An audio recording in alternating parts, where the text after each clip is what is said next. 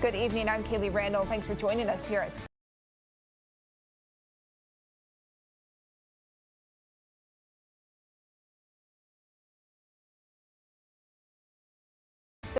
The family of the Lexington man who was shot and killed at an apartment complex in Nicholasville on Thursday is speaking out for the first time. They say the information that has come out about what happened that morning is false. I sat down with James Milton's two sisters and his mom, who was also shot that day, to hear what she says actually happened. And tonight's big story at 6. My son took 4 bullets for me. I took 1 for him. 31-year-old James Milton is one of 4 siblings and is described as the life of the party. On Thursday morning, he was shot and killed at an apartment complex in Nicholasville. Wasn't nothing he wouldn't do, wasn't nothing he wouldn't try, wasn't nothing he wouldn't do for you,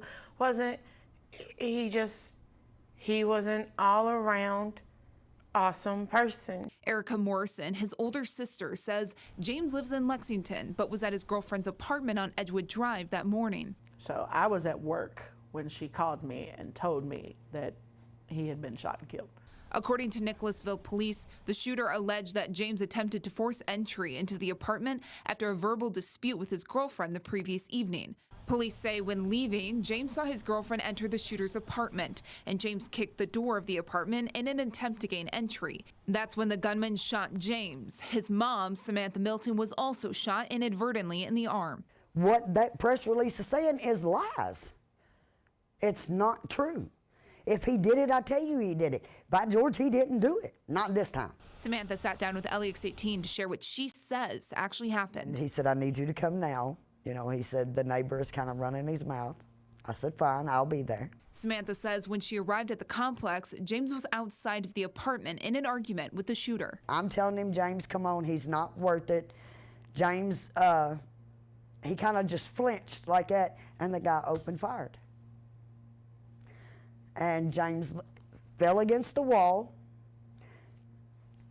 hit the floor, rolled over, and looked at the guy. Mother, you just shot me. Rolled his head back over like this, put his hands like this, and took his last breath. Samantha says James was on the other side of the complex and never kicked down the door. And they're saying that we were shot inside that man's apartment. I don't even know what the inside of that man's apartment looks like. He would never have hurt her. He would have never put his hands on her. She was in no danger. The only thing per that release that is completely true, completely 100% true, is him and his girlfriend was arguing. He had his flaws. Everybody does. Nobody's perfect in this world whatsoever. Everybody has their flaws, but he was not a violent person. Police say the gunman has not been charged with a criminal offense, but the shooting remains under investigation. Samantha says she's lost and heartbroken without her son. Now she wants the truth of what she says actually happened to be heard. But I want justice for my son. Somebody's going to pay for my son's death. Police say they plan to present this case to the grand jury. We'll make sure to keep you updated with this case online and on air as we receive more information.